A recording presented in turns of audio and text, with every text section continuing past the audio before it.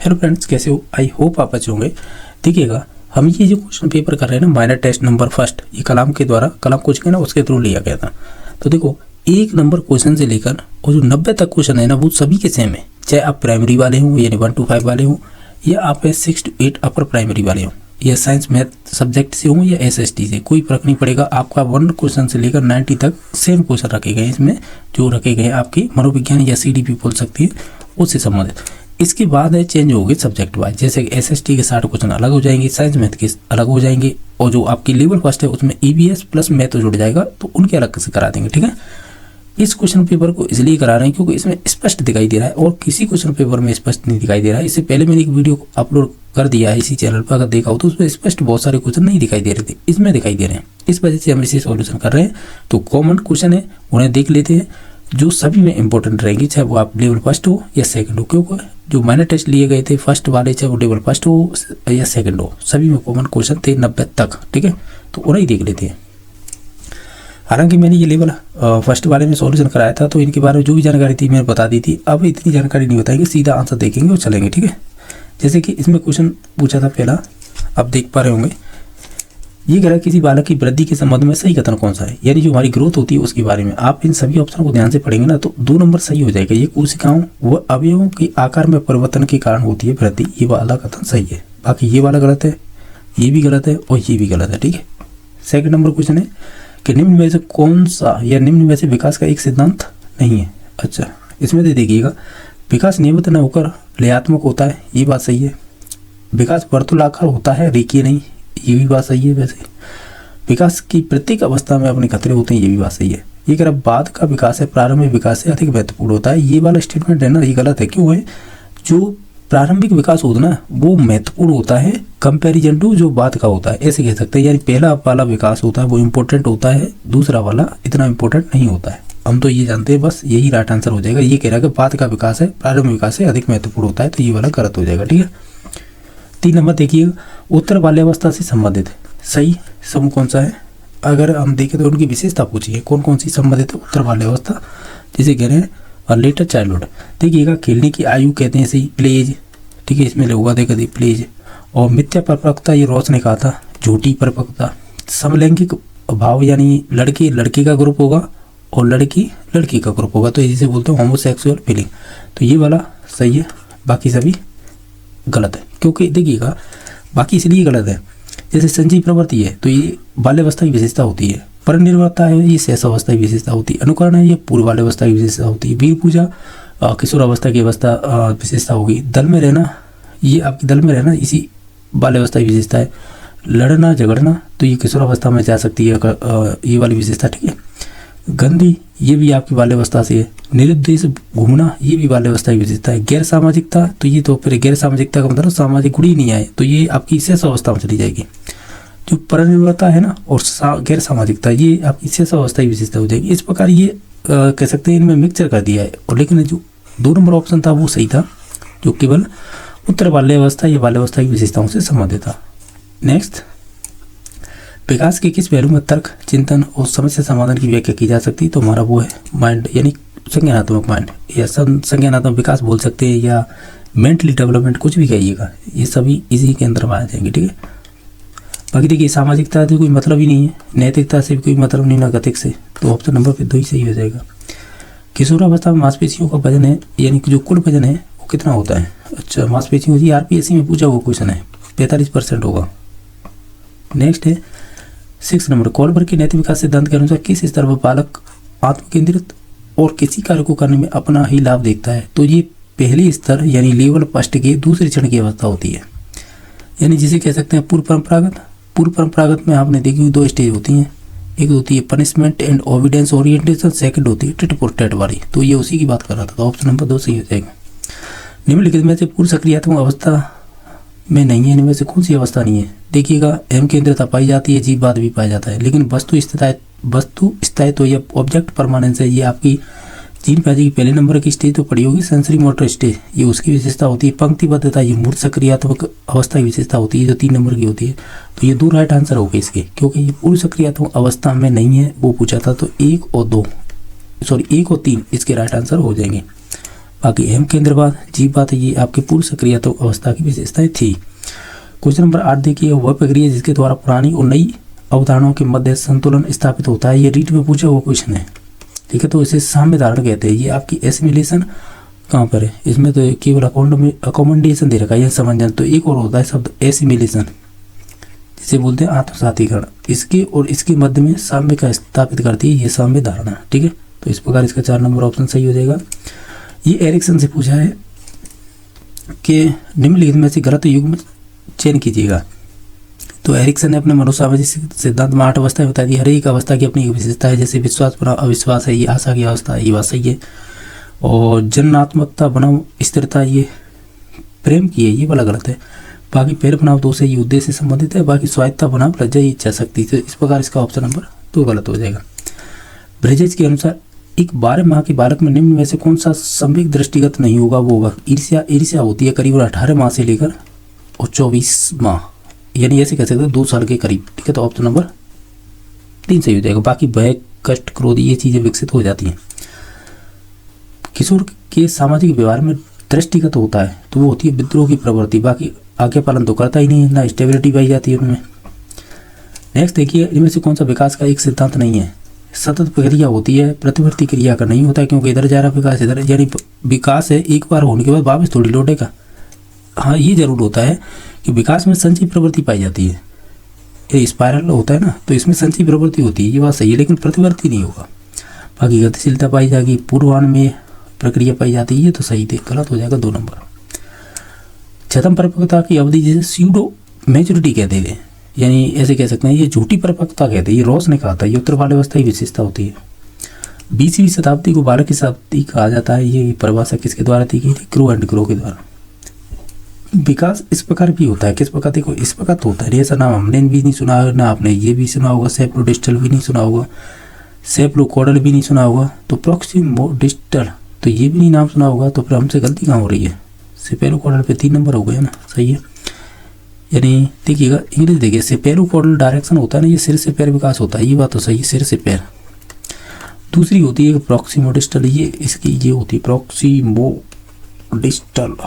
ये होता है केंद्र से बाहर की या केंद्र से परिधि की ओर विकास। तो ये विकास की दिशाओं को बताते हैं। जब हम डेवलपमेंट पढ़ते हैं ना, एक ये चीज़ पढ़ते हैं, एक ये, तो इसका 3 नंबर सही था। विकास के क्रम में बच्चे सूक्ष्म पेशी कौशल से पहले सकल पेशी कौशल विकसित करते हैं, यह दर्शाता है। सिंपल ऐसे सभी दूराभिमुख जिसे कह सकते हैं प्रोक्सिमोडिस्टल कहते हैं। इसका मतलब होता है कि पहले तो बच्चा है पूरे हाथ से काम करता है, फिर वो उंगलियों से करने लग जाता है, वो पेशिस्ट हो जाता है।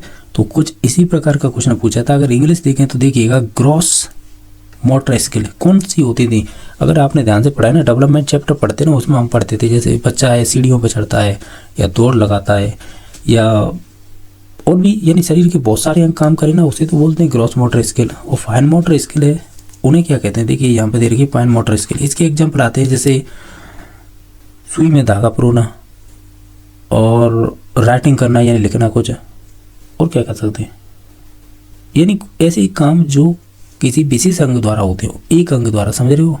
और ये तो हो जाती है फाइन मोटर के एग्जाम्पल। और ग्रॉस मोटर स्किल के हो जाते हैं जिनमें पूरा शरीर काम करे, ऐसे बोल सकते हैं। तो ये कह रहा है कि बच्चे हैं सूक्ष्म पेशी कौशल से पहले सकल पेशी कौशल विकसित कर लेते हैं, यानी कहीं ना कहीं ये व्यापक से विशिष्ट की ओर जा रहा है। और सेकंड नंबर एक और देखिएगा, एक सामान्य से विशिष्ट की ओर जा रहा है, सामान्य से विशिष्ट। तो इस प्रकार के ये है ना, चाहे तो प्रोक्सिमोडिस्टल बोलो या व्यापक से विशिष्ट बोलो या सामान्य से विशिष्ट, ये सभी सिमिलर वर्ण है। यानी आप कह सकते हैं अगर प्रोक्सिमोडिस्टल की जगह अगर सामान्य से विशिष्ट आता तो भी आंसर हो जाता, अगर ये भी ऑप्शन नहीं आता तो व्यापक से विशिष्ट हो जाता है इसका, ठीक है। मैं ये कहने वाला हूँ क्योंकि रीट 2018 में यही क्वेश्चन पूछा जा चुका है, उसकी भाषा चयन थी, क्वेश्चन यही था। क्वेश्चन नंबर आप 17 देखिए, किशोरों के उचित संवेगात्मक विकास हेतु शिक्षक को क्या करना चाहिए। तो देखिए दंड तो देगा नहीं, कक्षा में कठोर भी अनुशासन नहीं रखेगा, ना शिक्षण की जो भी परंपरागत विधियां उनका उपयोग करेगा। तो ऑप्शन नंबर 1 सही हो जाएगा, ये कर सकता है। क्वेश्चन नंबर 18 में देखिएगा, प्याजी के अनुसार नैतिक विकास की अवस्थाएं कौन कौन सी थी। प्याजी ने जो मॉरल डेवलपमेंट थ्योरी थी ना, उसमें 2 अवस्थाएं बताई थी, एक तो हेटेरोनॉमी, एक थी हेटेरोनॉमी मोरलिटी, दूसरे नंबर की थी ऑटोनॉमी मोरलिटी।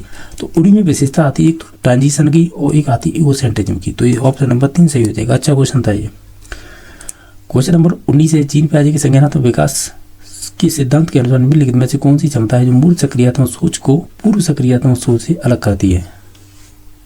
देखिएगा, इंद्रिय समन्वय, ये है ना इंद्रियों का समन्वय, ये आपकी कहीं ना कहीं सेंसरी मोटर स्टेज से संबंधित नहीं है चीनी प्याजी की जो पहले नंबर की है, तो इससे तो कोई मतलब ही नहीं है हमें, क्योंकि हमें तो पूर्व सक्रियात्मक और मूल सक्रिय इनके आधार पर ही अलग करना है। और वस्तु स्थायित्व है, ये भी आपकी सेंसरी मोटर स्टेज की विशेषता है। तो इन दोनों को देखेंगे ना तो ये दोनों ही राइट आंसर हो जाएंगे, क्योंकि ये दोनों ही विशेषता मूल सक्रियात्मक की है। विकेंद्रीकरण या विकेंद्रीकरण बोल सकते हैं इसे, या विकेंद्रण कह रखा है, हम डिसेंट्रलाइजेशन कह रहे हैं। और दूसरा या तीसरा ऑप्शन था कंजर्वेशन। ये दोनों ही विशेषता मूल सक्रियात्मक यानी कॉन्क्रीट ऑपरेशन स्टेज की विशेषता होती है। तो ये दोनों ही आंसर होंगे 2 और 3, क्योंकि मूल सक्रियात्मक सोच को पूर्व सक्रियात्मक से अलग करती है, तो वो ये 2 और 3 नंबर ऑप्शन करेंगे। बालक का विकास प्रारंभ होता है, बालक का विकास प्रभावित होता है, ये पूछा है, तो वो दोनों से होगा, वंशानुक्रम, वातावरण से। एक किशोर के शारीरिक विकास का मूल्यांकन किया जा सकता है, तो अगर इन सभी ऑप्शनों को देखें तो हम कहेंगे उसके द्वारा किए गए शारीरिक कार्यों के आधार पर। क्वेश्चन नंबर आपका 22वां है कि निम्नलिखित में से कौन सी किशोरावस्था में सामाजिक विकास की एक सामान्य विशेषता नहीं है? अगर आप इन सभी ऑप्शनों को ध्यान से देखेंगे, किशोरावस्था में सामाजिक विकास की एक सामान्य विशेषता नहीं है। देखिएगा, जैसे साथी समूह का प्रभाव रहता है, बिल्कुल दोस्तों की बातों को मानता है ज़्यादा, नया सामाजिक समूह बनाता है, पहचान की खोज रहती है उसे।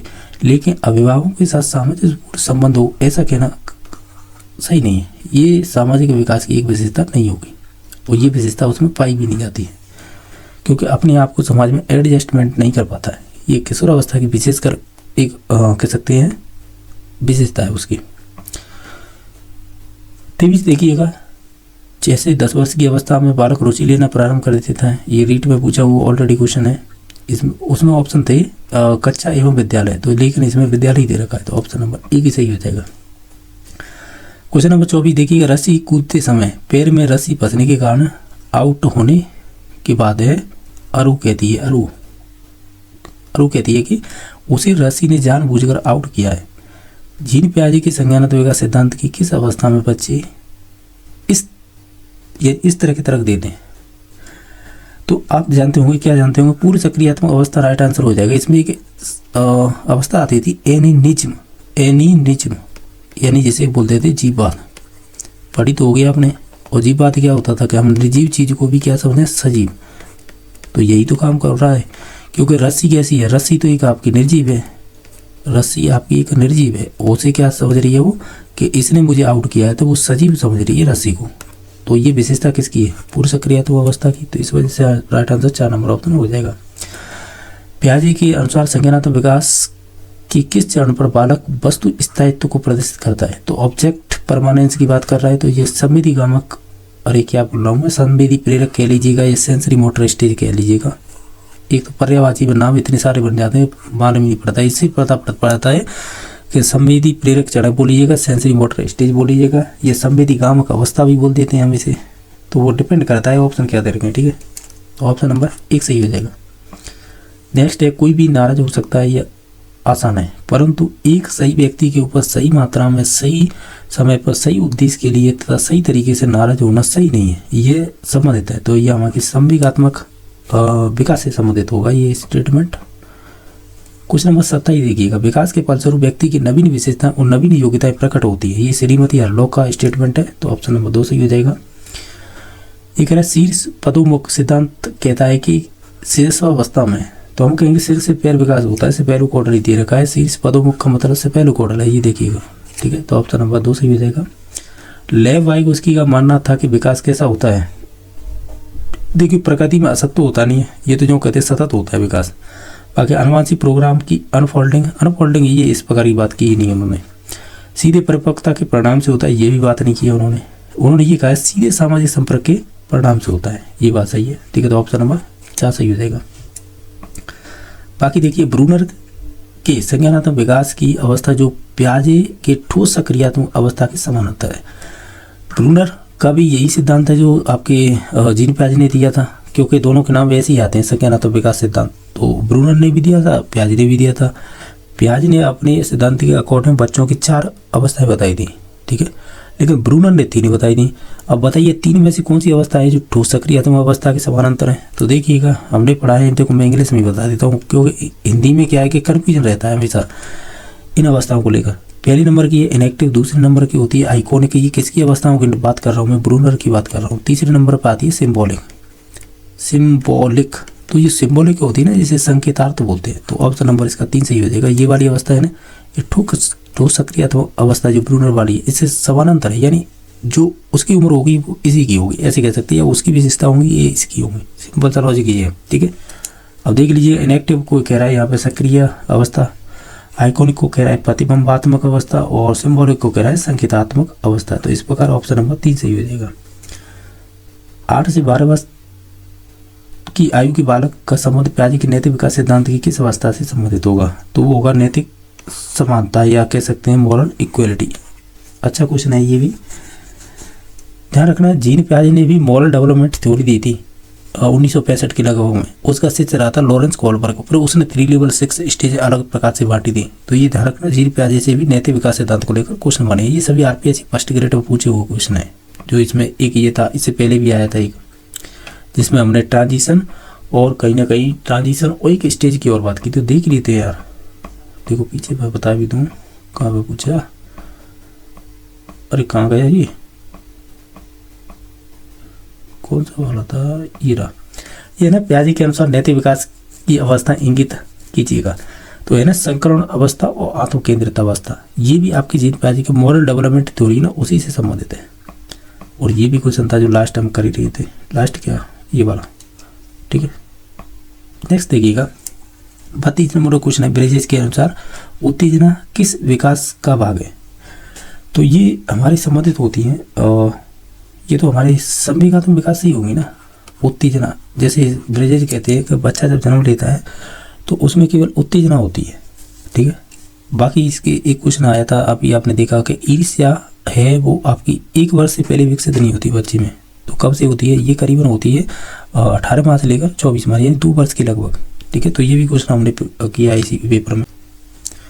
क्वेश्चन नंबर नेक्स्ट देखिएगा, 33 नंबर, ये कह रहा है नेहा खुद को अपनी माँ द्वारा लाई गई या लाई मिठाई के जो मेहमानों के लिए खाने से रोकती है, यह सोचकर कि खाने से वह पकड़ी जा सकती है। कोहलबर्ग के सिद्धांत के अनुसार नेहा नैतिक विकास की किस अवस्था में?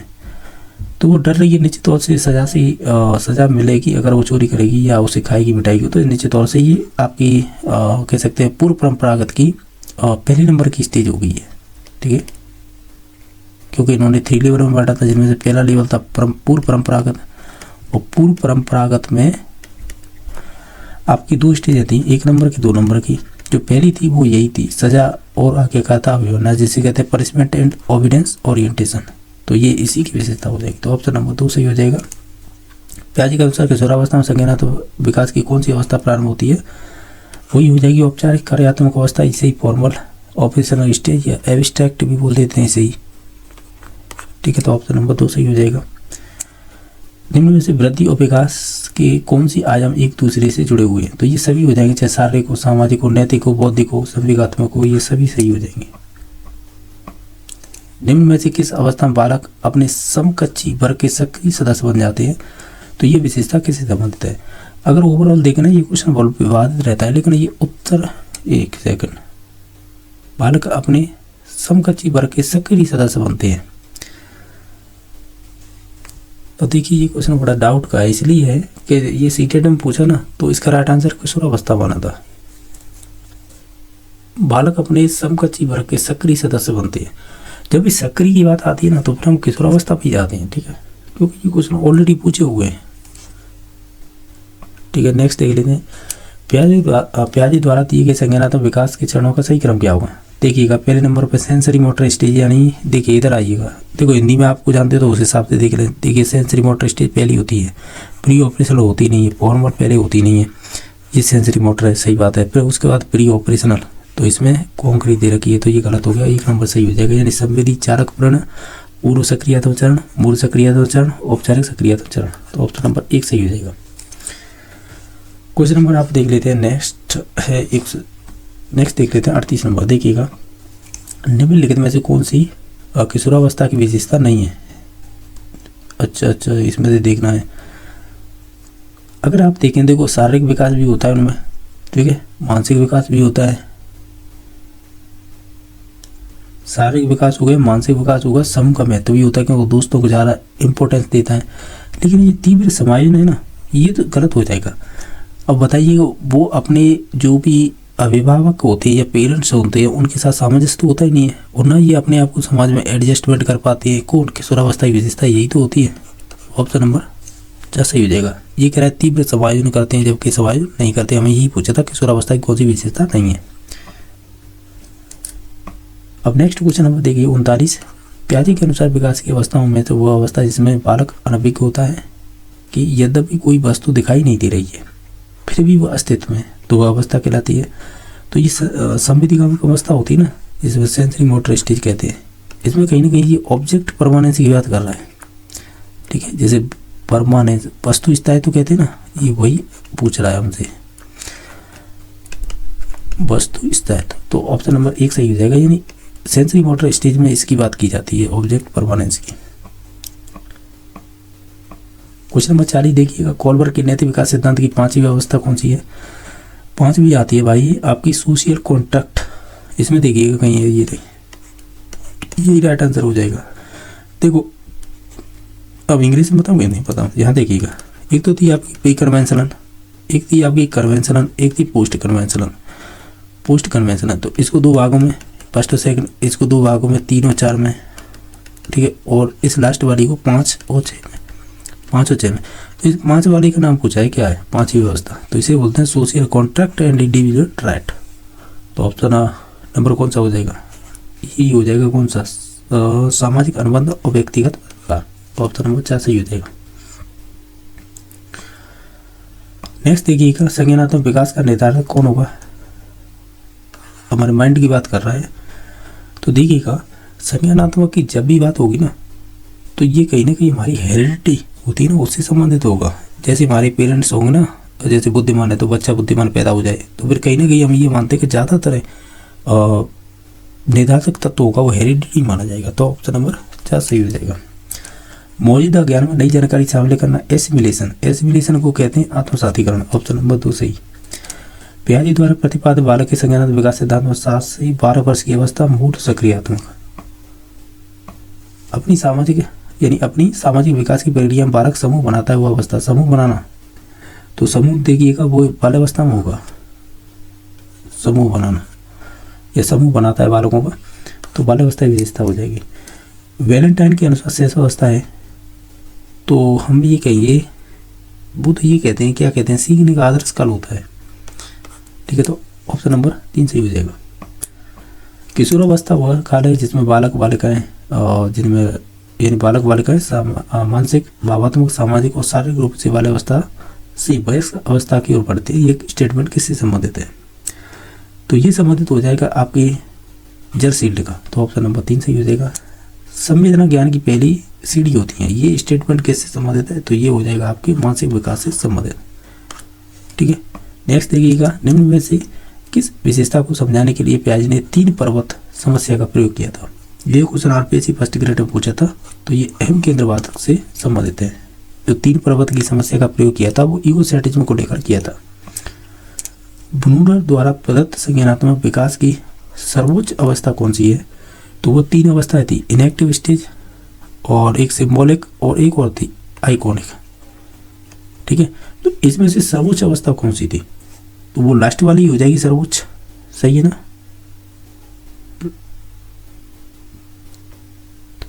तो सही है, देखिएगा कहीं तो इसे संकेतात्मक कह रहा था अभी, संकेतात्मक अवस्था, अब कह रहा है इसे प्रतीकात्मक, सिंबॉलिक। तो पर्यायवाची कुछ भी आ जाते हैं, तभी मैं कह रहा था इंग्लिश में याद रखिएगा। तो ऑप्शन नंबर 4 सही हो जाएगा, क्योंकि देखो एक तो इनएक्टिव थी पहले नंबर की अवस्था में, दूसरी थी आइकॉनिक, तीसरी थी सिंबॉलिक। तो ये 3 ही अवस्था में बांटा, तो यही तो होगी फिर सर्वोच्च अवस्था तीसरे नंबर की। तो ऑप्शन नंबर इसका इस प्रकार 4 हो गया था। हाइंज डिलेमा का संबंध किस सिद्धांत है? तो कोहलबर्ग के नैतिक विकास से संबंधित है, ठीक है। नेक्स्ट है, मनोसामाजिक विकास सिद्धांत में विश्वास बना अविश्वास विकास की निम्नलिखित में से कौन सी अवस्था से संबंधित होता है? तो ये शुरुआती अवस्था होती है जिसे शैशवावस्था कहते हैं। ट्रस्ट वर्सेस मिसट्रस्ट एरिक्सन की मनोसामाजिक की पहली अवस्था होती है सिद्धांत में, ठीक है। क्वेश्चन नंबर आप देखिएगा नेक्स्ट, तो ये कह रहा है कि ब्रॉन के सिद्धांत के अनुसार बालक के माता पिता के कार्य क्षेत्र का परिवेश है वह स्थानांतरण किस पारिस्थितिक तंत्र में आएगा। अगर आपने कह सकते हैं ब्रॉन ब्रेनर ने ना जिनका इकोलॉजिकल मॉडल दिया था इन्होंने, ठीक है, तो उसमें 5 इन्होंने कह सकते हैं स्टेजें बताई थी कि बच्चों के चारों ओर वातावरण इस प्रकार का पारिस्थिति पाई जाती है। तो उसमें बताइएगा कि माता पिता के जो कार्य क्षेत्र होता है ना उसका परिवेश और स्थानांतरण किस पारिस्थितिक तंत्र में आएंगे, ये संबंधित होगा आपकी तीसरे नंबर का आता है एक्जो, इसमें आएगा क्योंकि पहला होता है माइक्रो, फिर होता है मीजो, फिर तीसरे नंबर पर आता है एक्जो, फिर आता है एक्जो के बाद है कह सकते हैं मैक्रो के बाद आता है फिर क्रोनो। इस प्रकार 5 थे, तो ऑप्शन नंबर 1 सही हो जाएगा। निम्नलिखित में से कौन सा स्थूल गति कौशल है, ये अभी हमने किया ना, जिसे कहते हैं ग्रॉस मोटर स्किल। मैंने बताया था जैसे कि किसी का दौड़ना, यानी शरीर के सभी अंग काम करने चाहिए, जिसे ग्रॉस मोटर स्किल कहते हैं। तो इसमें से देख लीजिए ऐसा कौन सा है। देखो तैरने में हाथ पैर काम करते हैं तो ये हो सकता है, बाकी एक कागज पर प्रतिरूप रेखा के अनुसार काटना, कहीं ना कहीं इसमें एक हाथ का ही काम हो रहा है, तो एक ये नहीं होगा, ये किसका होगा फिर सूक्ष्म के हो जाएंगे। ये वाला सूक्ष्म का है, ये बुनाई करने वाला भी उंगलियों से ही होती है, यानी हाथों के थ्रू उंगलियों से, तो ये भी सूक्ष्म में जाएगा। ये कागज पर बड़े आयतकार रूपरेखा, ये भी सूक्ष्म में जाएगा। तो इसमें से केवल एक तैरना था जिसमें हाथ पैर सभी शरीर का संतुलन चलता है, तो हम कहेंगे 2 नंबर ऑप्शन सही होगा। प्याजे के अनुसार एक बालक द्वारा निजी वस्तुओं को सजीव चित्रण करना कहलाता है, इसे कहते हैं जीवा, जिसे एनिनिज्म कहते हैं। ये पूर्व बाल्यावस्था की विशेषता होती है। निम्नलिखित में शारीरिक विकास का क्षेत्र कौन सा होगा, तो ये सभी हो जाएंगे, चाहे हमारी जो अंतःस्रावी ग्रंथियाँ हों या हमारी हड्डियों का मजबूत होना या हमारा नर्वस सिस्टम हो, तो ये सभी इंपॉर्टेंट रहेंगे। तो ऑप्शन नंबर 4 सही हो जाएगा। कि विभिन्न व्यक्तियों के विकास की गति भी भिन्नता होती है, यह भिन्नता विकास के संपूर्ण काल में यथावत बनी रहती है, ये परिभाषा किसकी है, तो ये स्टेटमेंट संबंधित हो जाएगा डगलस और हॉलैंड का। 57 नंबर क्वेश्चन, निम्न कथनों पर विचार कर सत्य कथन पहचानिएगा। विकास सार्थक अभिवृद्धि के अभाव में असंभव है, ये क्या कह गया। अब वृद्धि और विकास एक दूसरे के पूरक है, ये बात तो सही है, ठीक है। और भी ऑप्शन देख लेते हैं, क्या कह रहा है इसमें। ये तो ये कह रहा है कि केवल एक कथन, केवल 2 कथन एक होता हो ना। देखिएगा एक चीज़ ध्यान रखिएगा, ये चीज़ को तो हम जानते हैं, क्या जानते हैं कि वृद्धि और जो विकास होता है ना वो एक दूसरे के कॉम्प्लीमेंट्री होते हैं, यानी पूरक होते हैं। लेकिन ये क्या कह रहा था, देखिएगा कि विकास सार्थक अभिवृद्धि के अभाव में असंभव है, ऐसा नहीं है, समझ लो। यानी ये कह रहा है कि यानी जो वृद्धि होगी ना तो विकास नहीं होगा, और या फिर ऐसे ही कह सकते हैं वृद्धि होगी तो विकास नहीं होगा, तो ऐसा नहीं कह सकते क्योंकि वृद्धि होगी तो विकास भी साथ में चलेगा, या विकास होगा तो वृद्धि उसके साथ में चलेगी। अब ऐसे नहीं कह सकते वृद्धि हो रही है तो उस टाइम पे विकास नहीं हो रहा है, तो ये वाला असंभव है ना, ये गलत है। ये कह रही थे यहाँ पे संभव है तब सही हो जाता, समझ रहे हो ना। ये स्टेटमेंट है ना RPSC सेकंड ग्रेड में, सॉरी फर्स्ट ग्रेड में पूछा हुआ है या सेकंड किसी भी पूछा हुआ है, लेकिन उसे और तरीके से पूछा है। यहाँ पे इन्होंने असंभव शब्द डालकर थोड़ा कन्फ्यूजन सा कर दिया। फिर भी अगर आपको नॉलेज थी तो उस आधार पे भी कर सकते, क्योंकि ये तो सही था, तो ये गलत हो जाएगा। ये असंभव नहीं हुआ, संभव होगा, तो इस वजह से तो हम ये कहेंगे, क्या कहेंगे, फिर ऑप्शन नंबर 2 पे ही जाएंगे, यही सही था। और क्वेश्चन नंबर देखिएगा 58, ये कह रहा है कि व्यवहारों का एक संगठित पैटर्न जिसे आसानी से दोहराया जा सकता है उसे क्या कहेंगे, तो इसे कहते हैं हम स्कीम्स कहते हैं। क्या कहते हैं इसे, स्कीम्स। ये कह रहा है व्यवहारों का एक संगठित पैटर्न जिसे आसानी से दोहराया जाता है उसे तो स्कीम कहते हैं, और स्कीमा कहते हैं पैकेट्स ऑफ नॉलेज, जो भी हमारे दिमाग में चीज़ है, यानी कह सकते हैं नई नई परसेप्शन है या नॉलेज घुसती है तो उसे बोलते हैं स्कीमा। वो अलग चीज़ होती है, स्कीमा नॉलेज से संबंधित। ये स्कीम से किसी व्यवहार को हम बार बार उसी को दोहराते रहे, उसे बोलते हैं स्कीम्स। अनुकूलन तो जानते होंगे, और समायोजन, एडजस्टमेंट, ये सभी चीज़ें। हालांकि जो हमें पूछा था उसका तो राइट आंसर 2 नंबर ऑप्शन हो जाएगा। पूर्व बाल्यावस्था की विशेषता नहीं है, यानी जिसे बोलते हैं अर्ली चाइल्डहुड, तो इसकी विशेषता है वो बताना। अनुकरण करने की होती है, प्रश्न करने की होती है, खिलौनों की आयु होती है। ध्यान रखना खिलौना होता है वो टॉय एज होता है, और इक्वेशन हो रहा था प्ले एज, तो प्ले एज होती है ना ये उत्तर बाल्यावस्था की विशेषता हो जाती है, तो ये ध्यान रखना है। तो ये तीनों ही सही हैं, तीनों सही है, क्योंकि ये RTET 2011 में पूछे हुए क्वेश्चन है, यानी क्वेश्चन पूछा था उसी के ऑप्शन डाल दिए इसमें। क्वेश्चन नंबर 60 है, संज्ञानात्मक विकास का वह स्तर जहाँ बालक स्वयं पहुंच सकते हैं एवं संज्ञानात्मक विकास का वह स्तर जहाँ किसी की सहायता से पहुंचा जा सकता है। वाइगोत्स्की के संज्ञानात्मक विकास के अनुसार इनके बीच के अंतर को क्या कहते हैं? इनके बीच के अंतर को ZPD कहते हैं। मानव विकास को प्रभावित करने वाले वातावरणीय कारक कौन से होंगे? अगर आप इन सभी ऑप्शनों को ध्यान से देखें, जैसे जीवन में घटित घटनाएं और दुर्घटनाएं, परिवार एवं विद्यालय और आनुवंशिकता है, हमें केवल वातावरण ही बताने हैं, तो आनुवंशिकता तो आएगी नहीं उसमें, समझ रहे हो ना? परिवार विद्यालय आ जाएंगे, जीवन से घटित घटनाएं आ जाएंगी, तो हम ये कहेंगे एक और दोनों किस में, एक और दो, तो केवल एक नंबर ऑप्शन। नेक्स्ट देखिएगा, नियमों और परंपराओं का तार्किक व आलोचनात्मक ढंग से मूल्यांकन कोलबर्ग के नैतिक विकास सिद्धांत के सोपान के अंतर्गत आएगा। यानी आप एक तार्किक भी दे रहे हो, आलोचनात्मक ढंग से मूल्यांकन, यानी ये विशेषता किससे संबंध है? अगर हम सभी ऑप्शनों को ध्यान से देखें तो कहीं ना कहीं ये सोशल कॉन्ट्रैक्ट ओरिएंटेशन से संबंधित नहीं हो जाएगी। ये 5 नंबर की अवस्था थी, ये लेबर किस में आएगी? 3 में, यानी पोस्ट कन्वेंशनल में आएगी, ऐसे बोल सकते हैं। उसकी 5 नंबर की अवस्था है और 6 नंबर की होती है एथिकल वाली, वो संबंधित नहीं होगी, केवल 5 वाली होगी, तो ऑप्शन नंबर 3 सही हो जाएगा। बालकों की सोच अमूर्तता की अपेक्षा मूर्त अनुभव और प्रत्ययों पर होती है, तो सिंपल सा है 7 से 12। समझ रहे हो ना क्या कह रहा था? जो आपकी लास्ट वाली स्टेज होती है ना, उससे पहले जो मूर्त अनुभव है उनको ही आपको इम्पोर्टेंस देनी है, इसी के आधार पर यह अवस्था बतानी थी, तो 7 से 12 हो जाएगी। क्वेश्चन नंबर नेक्स्ट देखिएगा, निम्न में से कौन सी विशेषता बाल्यकाल की है? अगर आप इन सभी ऑप्शनों को देखेंगे,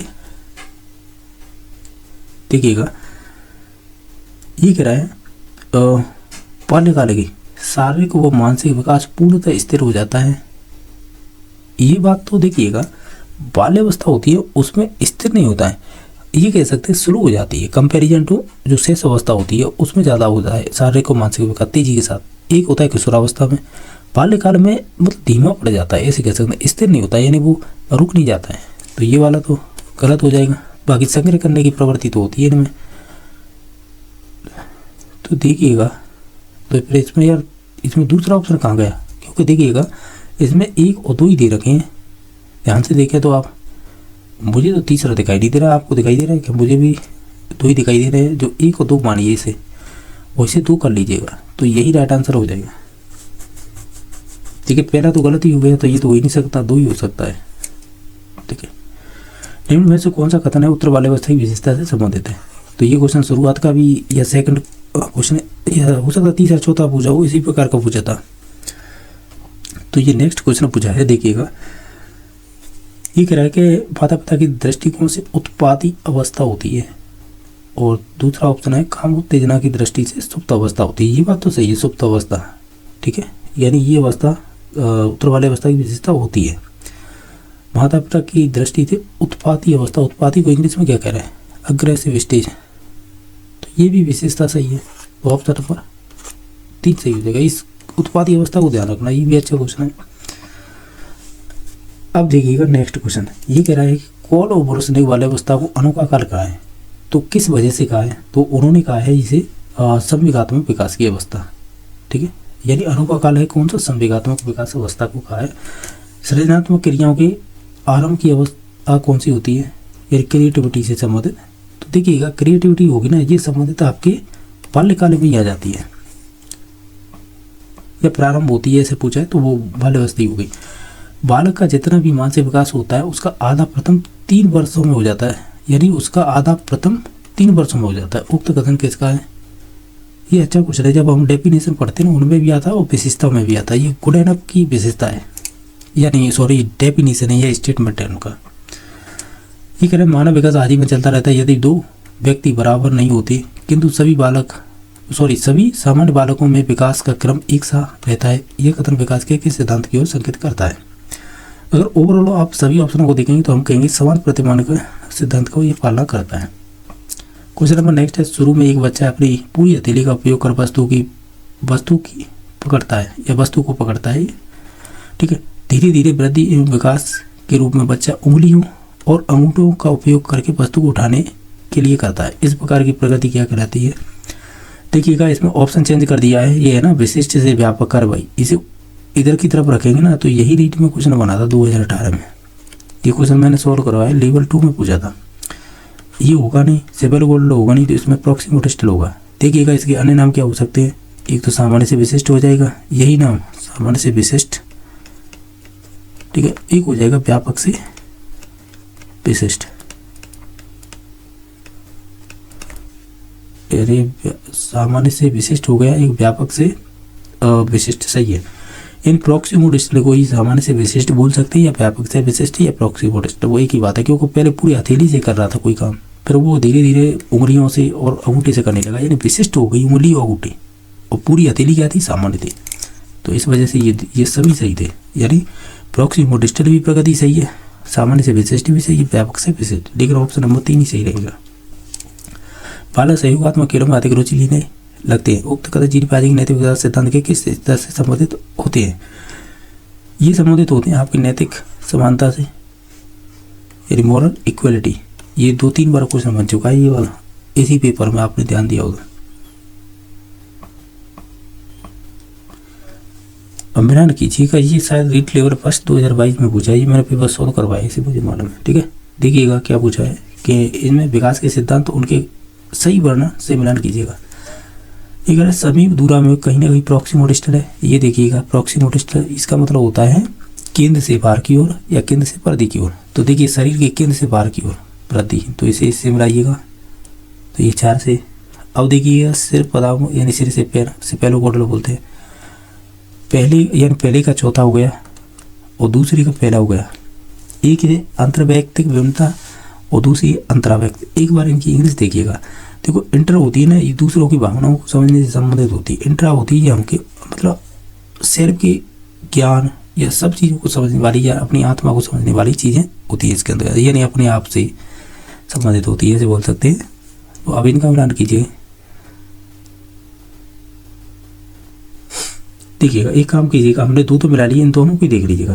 देखिएगा पहले का चौथा था, इसमें भी है, फिर उसके बाद हमने दूसरा मिलाया, दूसरा का पहला था, दूसरे का पहला था, तो 1 नंबर राइट हो जाएगा। क्योंकि इसके बाद देखिएगा इसमें तो 2 आ रहा है, हमें जबकि 1 मिलाया था, तो इस वजह से बाकी 2 और 3।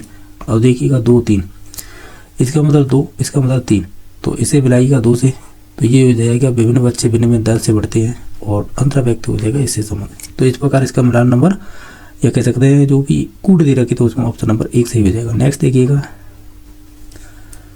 ये कह रहा है कि व्यक्ति अपने मत या दृष्टिकोण को ही महत्व देता है, दूसरों के मत को नहीं समझता। उक्त कथन किशोरावस्था की किस विशेषता से संबंधित है?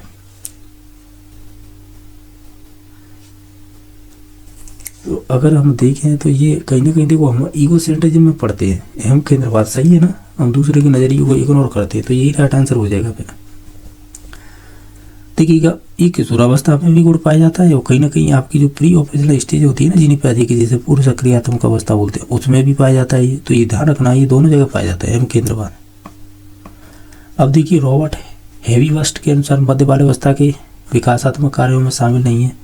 अगर आप इन सभी ऑप्शनों को देखेंगे तो हम कहेंगे पुरुषोचित व स्त्री सामाजिक भूमिका को प्रदान करता है, ये वाला नहीं होगा, बाकी ये तीनों संबंधित हो जाएंगे। क्वेश्चन नंबर नेक्स्ट देखिए, प्याजे के नैतिक विकास सिद्धांत के किस स्तर पर बालक यह मानता है कि जो कुछ भी बड़ों नियमों कायदों आदि के द्वारा तय किया जाता है वो उचित और सही है। तो इसे देखें तो कहीं ना कहीं ये हमारी नैतिक यथार्थवाद यानी जो वास्तविकता है ना उससे संबंधित होता है, ठीक है। यथार्थता तो एक्यूरेसी, तो इसी से संबंधित हो जाएगा, तो ऑप्शन नंबर 3 सही हो जाएगा।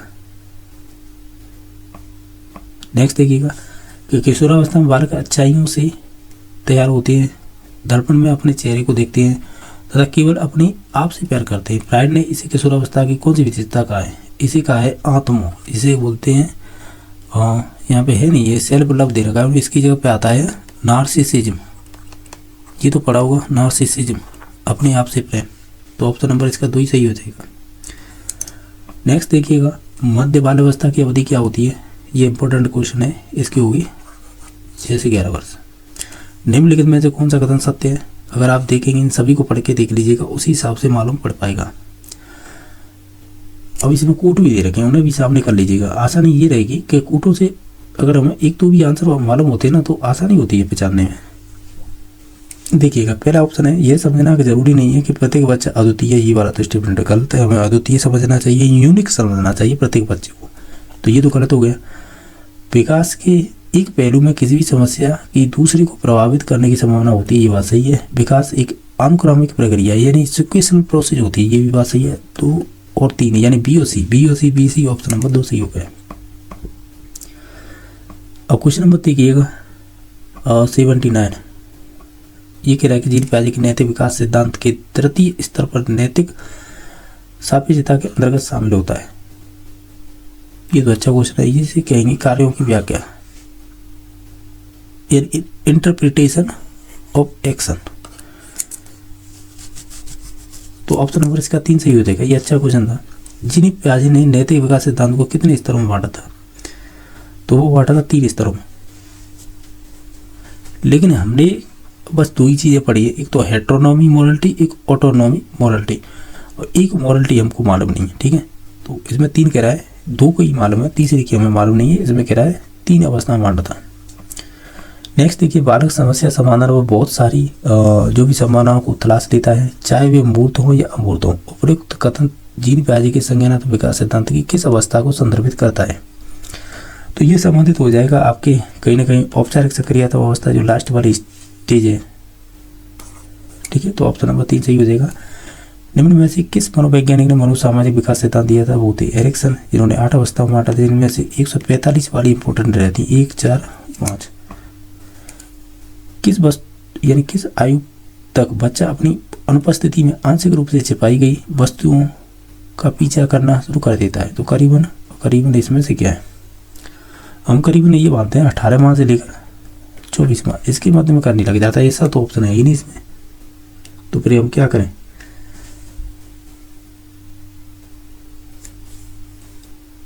देखिएगा, आपने ये तो पढ़ी होगी, आंखों से ओझल हो जाना, यानी दृष्टि से ओझल हो जाने का मतलब आंखों से ओझल हो जाना। इस प्रकार के स्टेटमेंट देखे होंगे, ये सेंसरी मोटर स्टेज में ही जाते थे। ठीक है, दूसरा होता था ऑब्जेक्ट परमानेंस।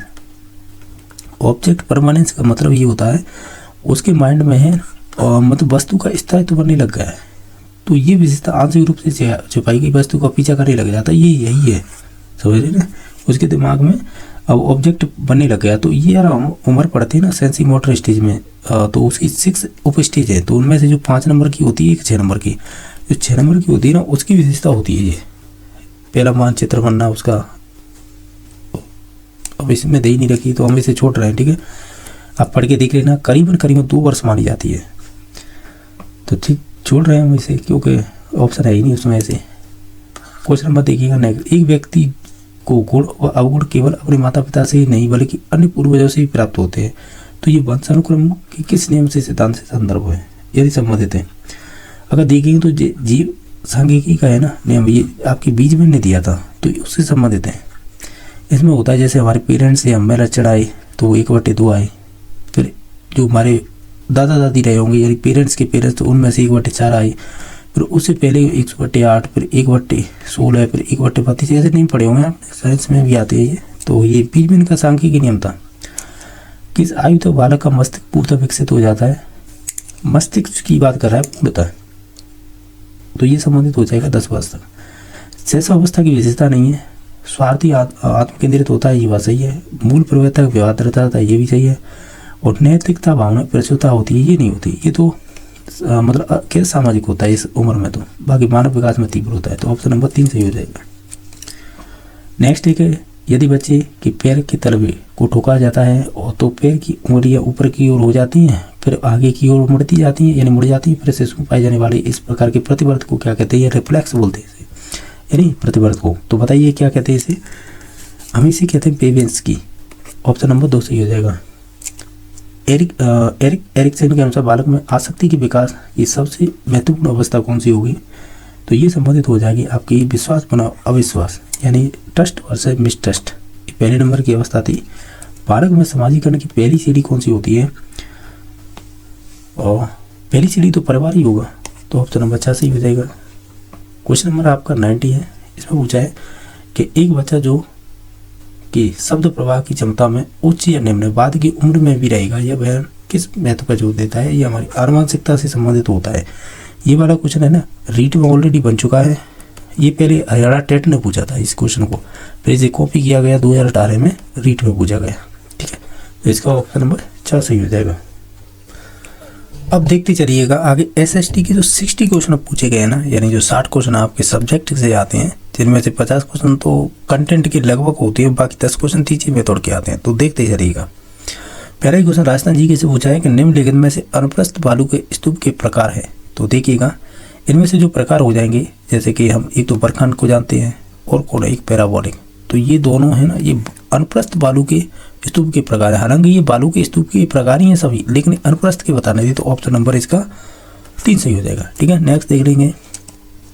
ये कह रहा है आकल व ब्रह्मसर के समुद्री जो भी निक्षेप है वो किस काल के हैं। तो अगर आप इन सभी ऑप्शनों को देखेंगे तो वो जुरासिक काल के हैं, जिसमें जुरासिक हुआ करते थे, तो ऑप्शन नंबर 2 सही हो जाएगा। इनमें से असुमिलित युग में चयन कीजिएगा। एक तरफ तो पर्वत चोटी, दूसरी तरफ उनकी ऊंचाई दे रखी है, जैसे सीरगढ़ है, हमें गलत ही बताना है ना। तो अगर आप देखें तो सीरगढ़ है उसकी तो 1597 मीटर के लगभग है, ये बात सही है। लीलागढ़ है इसकी 920 नहीं होगी, ये गलत दे रखी है। बाकी तारागढ़ की जो अजमेर में है ये, तो इसकी 873 मीटर के लगभग में। बाकी बाबई है इसकी 780 मीटर के लगभग, जो गलत हो जाएगा 2 नंबर ऑप्शन। हॉर्सू प्रकार की पहाड़ियाँ हैं, ये आपकी उधर पड़ती हैं आड़ोती क्षेत्र में, किसमें, अब ये पर्टिकुलर हमें स्थान बताना है कि हॉर्सू प्रकार की पहाड़ियाँ स्थित है कहाँ पर है। तो ये आपकी रामगढ़ में, ठीक है, तो ऑप्शन नंबर 1 सही हो जाएगा। ये बहुत क्वेश्चन पूछा जाता है। राजस्थान में निम्न में से कौन से जिले हैं मुख्यतः भीड़ प्रभावित है। एक तो धौलपुर है, फिर करौली आता है, और कौन है इसमें देख लेते हैं। देखो धौलपुर करौली किस में दिखाई दे रहे हैं, एक तो इसमें है, एक ये है, और किसी में है। इसमें करौली है तो लेकिन धौलपुर नहीं है। कोटा बूंदी इनमें छोड़िएगा, इसे भी छोड़िएगा, इसे भी छोड़िएगा, तो ऑप्शन नंबर 1 पे जाएंगे, क्योंकि इसमें देखिएगा करौली, धौलपुर, सवाई माधोपुर, ये मोस्टली 3 जिलों में तो पाई जाते हैं, लेकिन कोटा भी है, तो ऑप्शन नंबर 1 सही हो जाएगा। ठीक है, आधुनिक में अजमेर में स्थित दर्रा नहीं है। देखिएगा ये अच्छा क्वेश्चन है कि देखो बड़ दर्रा है, कच्छ वाली दर्रा है, सूरा घाट है, लेकिन कामली घाट है ना, ये नहीं है, तो ऑप्शन नंबर 2 सही हो जाएगा। 97 नंबर क्वेश्चन है सुमिलित युग पहचानिएगा, यानी जो गलत है। देखिएगा लसाड़ी का पटारा ये उदयपुर में, ये बात सही है। वोराट का पटारा है ना, जो गोगुंदा से लेकर कुंभरगढ़ यानी राजसमंद तक है। ये गोगुंदा तो आपका कहाँ पे पड़ता है, गोगुंदा की पहाड़ियाँ से लेकर कुंभरगढ़ यानी राजसमंद तक है, तो ये बात सही है। और देख लेते हैं ऊपरमल का पटारा है, ये भैंसरोगढ़ से लेकर भिजोरिया तक यानी भीलवाड़ा तक, ये भी बात सही है। भैंसरोगढ़ पता है चित्तौड़गढ़ में, तो चित्तौड़गढ़ से लेकर भीलवाड़ा के भिजोरिया तक, ये भी बात सही है। तो फिर गलती क्या है, फिर तो यही हो जाएगा, पोतवार का पटारा चित्तौड़गढ़ में थोड़ी है, तो ऑप्शन नंबर 4 सही हो जाएगा। क्वेश्चन नंबर 98 है निम्नलिखित में से किस जिले में अरावली के साथ साथ बिंदु क्रम के उच्चावच स्वरूप भी विद्यमान है, तो वो कहाँ पर है ये पूछा है। तो ये संबंधित हो जाएंगे आपके चित्तौड़गढ़ में। राजस्थान में कुल वार्षिक वर्षा कितना प्रतिशत भाग दक्षिण पश्चिम मानसून में से प्राप्त होता है। अच्छा, तो ये हो जाएगा आपका करीबन 90 से लेकर 95%। किससे, जो दक्षिण पश्चिम मानसून आते हैं ना, उनसे। यही पूछा था कुल जो भी वार्षिक वर्षा होती है कितने प्रतिशत होती है। राजस्थान में वर्षा होती है, अब देखिएगा ये 4 स्टेटमेंट है, और सत्यकूट का चयन कीजिएगा। देखिएगा शीतोष्ण कटिबंधीय चक्रवातों से, ये बात सही है। मानसून की अरब सागर शाखा से, ये भी बात सही। मानसून की बंगाल की खाड़ी से, ये भी सही है। लौटते मानसून से नहीं होगी, तो ऑप्शन नंबर इसका 4 सही हो जाएगा। नेक्स्ट देखिएगा, इसमें पूछा है राजस्थान में धूल भरी आंधियाँ चलने के लिए आवश्यक दशा होनी चाहिए, तो हम ये कहेंगे इसके लिए है संवहनी क्रियाएं होती हैं, उसके थ्रू आते हैं ये, ऑप्शन नंबर 3 सही हो जाएगा। राजस्थान की जलवायु के संबंध निम्न में से असत्य कथन बताइएगा। अगर देखें तो देखिएगा, जैसे राजस्थान में होने वाली वर्षा का स्वरूप है उच्चावच से प्रभावित होता है, यानी पहाड़ियों से, ये बात सही है। समुद्र से दूरी अधिकतम होने के कारण मानसून की हवाएं नमी कम हो जाती है, ये भी बात सही है।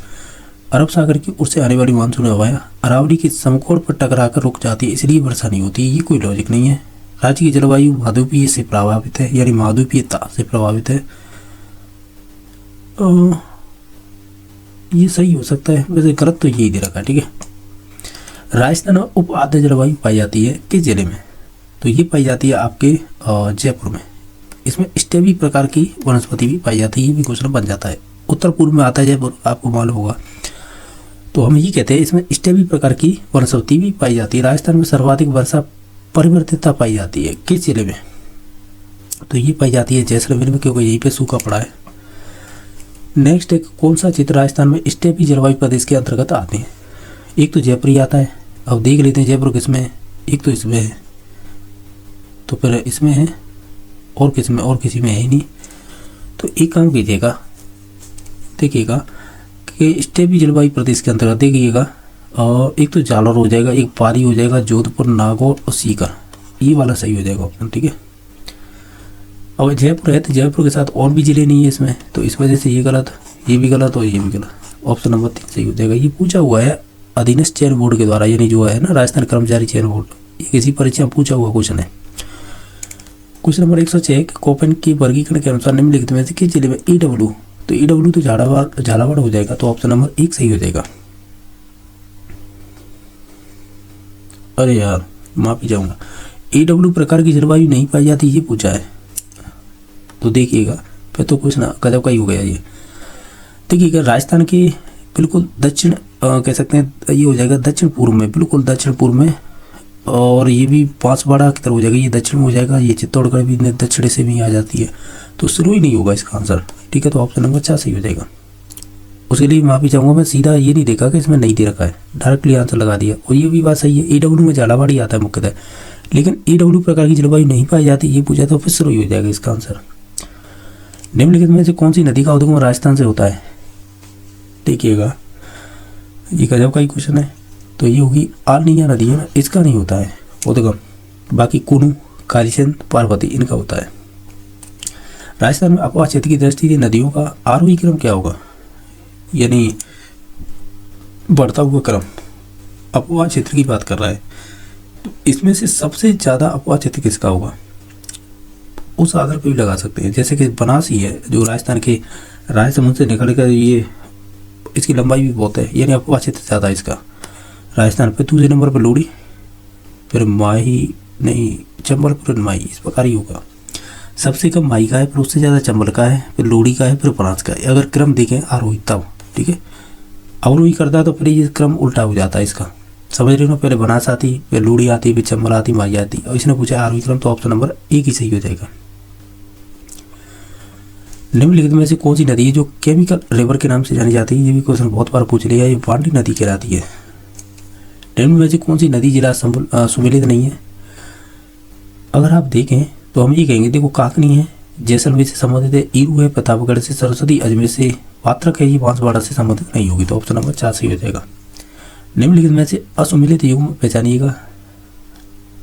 देखिएगा टोरडी सागर है टोंक में, जाखम बांध है प्रतापगढ़ में, औरई बांध बारां में नहीं है, भाकरी बांध है जालौर में, तो ऑप्शन नंबर 3 सही हो जाएगा। नेक्स्ट देखिएगा कि निम्नलिखित में से असुमेलित युग्म चयन कीजिएगा। एक तरफ नदी, उनकी सहायक नदियाँ, तो देखिएगा बनास की मोरल सहायक नदी है, लूनी की खारी हो जाएगी, चंबल की पार्वती हो जाएगी, लेकिन माही की साखी नहीं होगी, तो ऑप्शन नंबर 4 सही हो जाएगा। निम्नलिखित में से चंबल नदी के बाएं किनारे से आके सहायक नदी कौन सी नहीं मिलती है। अच्छा, बाएं से, तो वो हो जाएगी परवन। नेक्स्ट है, एक तरफ तो उद्गम स्थल दे रखे, दूसरी तरफ नदी। खमनौर की पहाड़ी से कौन सी नदी निकलती है, तो खमनौर से निकलती है आपकी बनास, ठीक है ना, तो इसे मिलाइए 2 से,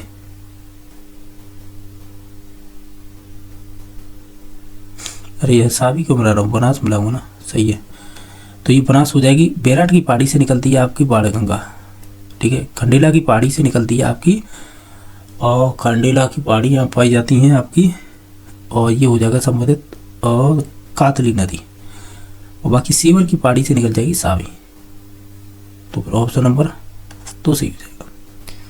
सही है ना, खमनौर की पहाड़ी से बनास यानी राजसमंद से निकलती है बनास नदी, बैराट की पहाड़ी से निकल जाएगी आपकी बाणगंगा, और खंडेला की पहाड़ी से कातली, और सीवर की पहाड़ी से सावी। इस प्रकार ऑप्शन नंबर 2 सही हो जाएगा।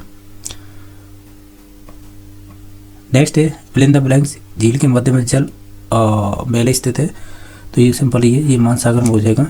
नेक्स्ट है निम्नलिखित में से लवणीय झील नहीं है, यानी जिसमें नमक नहीं पाया जाता, तो देखिए डीडवाना में तो पाया जाता है, ठीक है, बाकी आपकी कावद में भी पाया जाएगा, कोचौर में, लेकिन कोलायत झील में नहीं पाया जाएगा, ठीक है, तो ऑप्शन नंबर 2 सही हो जाएगा।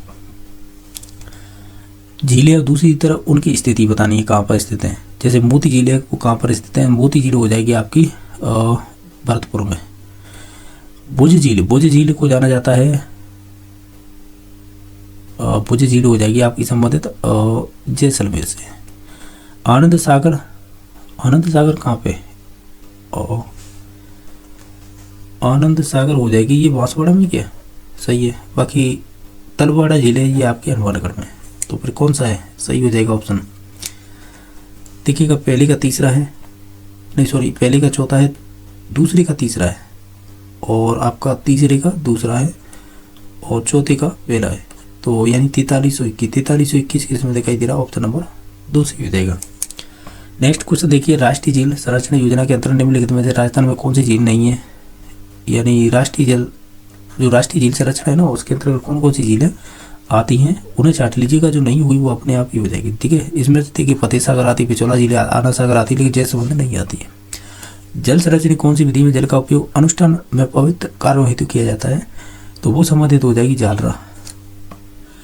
असुमिलित युग पहचानिएगा, तो देखिएगा जैसे तापी बावड़ी है ये जोधपुर में, रानी जी की बावड़ी है ये बूंदी में है, चांद बावड़ी आवनेरी दौसा में, लेकिन जो भंडारेज बावड़ी है ये बीकानेर में नहीं है। तो ऑप्शन नंबर 2 सही हो जाएगा।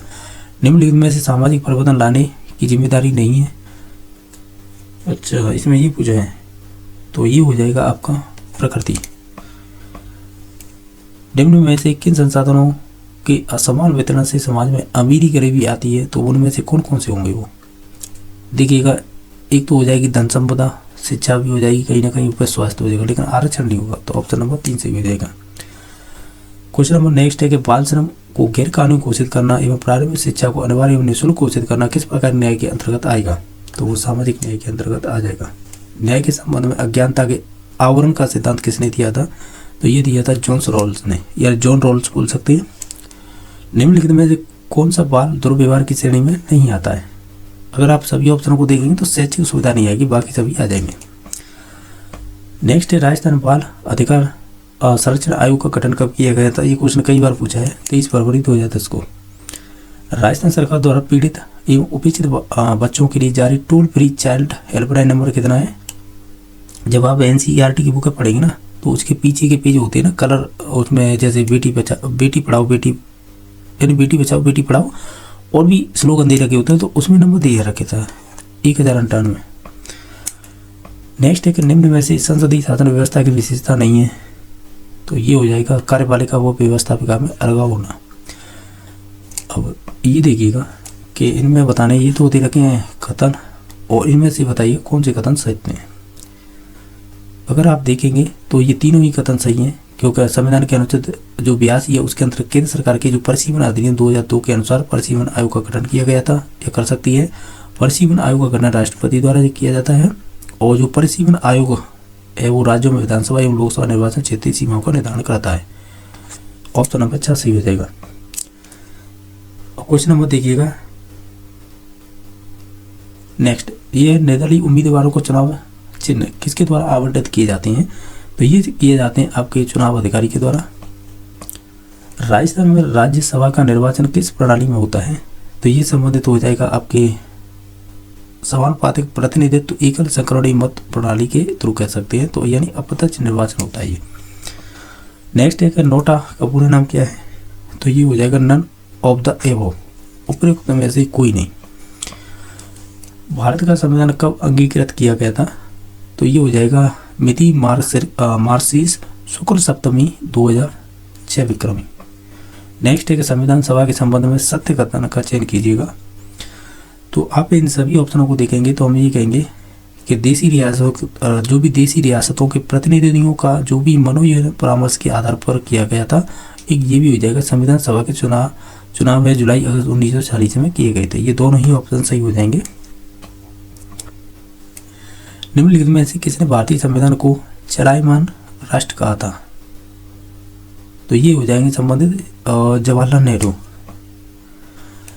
एक तरफ अनुसूची दे रखे हैं, दूसरी तरफ उनके प्रावधान दे रखे हैं, तो मिलान कीजिएगा तो देखिएगा कि तीसरी अनुसूची संबंधित हो जाएगी आपकी शपथ प्रारूप से, चौथी अनुसूची संबंधित हो जाएगी आपके राज्यसभा में प्रतिनिधित्व से, सातवीं अनुसूची संबंधित हो जाएगी आपकी शक्ति विभाजन से, आठवीं अनुसूची हो जाएगी भाषाओं से संबंधित। तो ऑप्शन नंबर 1 सही हो जाएगा।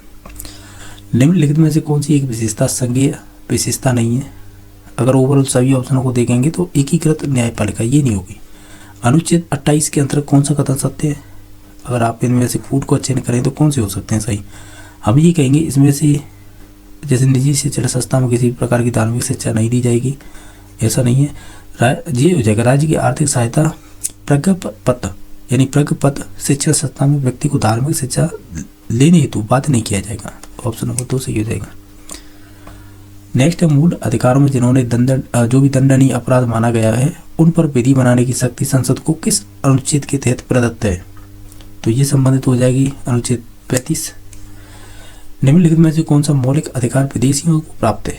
तो इनमें से हो जाएगा विधि की समझ क्षमता। किन अधिकारों को आपातकाल में भी निलंबित नहीं किया जा सकता?